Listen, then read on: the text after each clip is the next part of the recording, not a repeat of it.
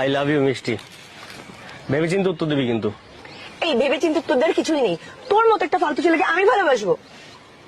মনে রাখিস, বউ না বানাতে পারি, মেয়ে বানিয়ে ছাড়বো।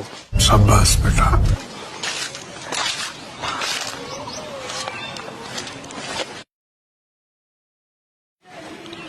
হ্যাঁ ডার্লিং, তুমি খেয়েছো? বাহ, আচ্ছা রাখো, আমার মেয়ে এসছে, একটু শুনি হ্যাঁ কি বলছে।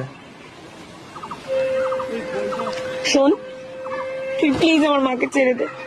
তুই যা বলবি আমি তাই করবো। তোকে আমি খুব ভালোবাসবো, প্লিজ। তোর জন্য আমার বাবা বাবাকে ডিভোর্স দিতে রাজি হয়ে গেছে। প্লিজ আমার মাকে ছেড়ে দে, প্লিজ। তখন বলেছিলাম একটু ভেবেচিন্তে উত্তর দিস, বাবা বলে ডাক।